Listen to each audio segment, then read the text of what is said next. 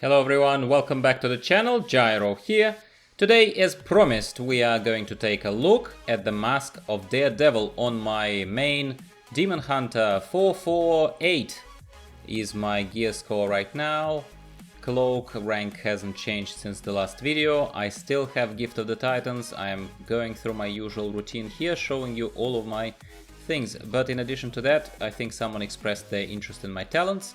There was a quick snapshot of my talents in case you want to pause and take a look at them closer, if that matters to you. I am handing in the quest to unlock Mask of Daredevil, which is the first thing you do after you pick up a mask in any of the horrific visions. And then I'm just gonna procrastinate a tiny bit here. I don't even know why I did that. Then I'm gonna go and put that mask on. That mask is going to increase any damage, direct damage that any mobs do inside of horrific vision to you that damage your sanity by 400%. 400% is no joke, my friends. I do not need to rant here for the whole duration of the video because it's a failed run. I could label it a 4-chest run, which it technically speaking is. But in fact, this was supposed to be an honest push. It was an honest push. I was trying to do my usual thing and do the full clear with the mask and try to, push myself a little bit and entertain you in the process. So it was supposed to be a double whammy. Well, instead, we are just trying to extract as much value from this footage as possible. And no, I'm not gonna continue commenting because it's not a guide.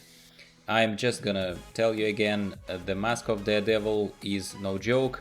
It leaves no margin for error, none whatsoever. It is nowhere near Mask of the Burned Bridge, which you can survive. It is a mild inconvenience compared to this mask or the Mask of the Long Night. If you asked me, Gyro, after this experience, what do you prefer, which mask, even though both failed for me, but which mask do I think is worse? Mask of the Long Night or Mask of Daredevil? I will tell you that Mask of the Long Night is worse. Mask of the Long Night cuts your sanity in half. Please watch that video if you haven't already, even though it's full of rambles. But in this one, it's kind of up to your skill really, whether or not you have escaped the damage from the mobs.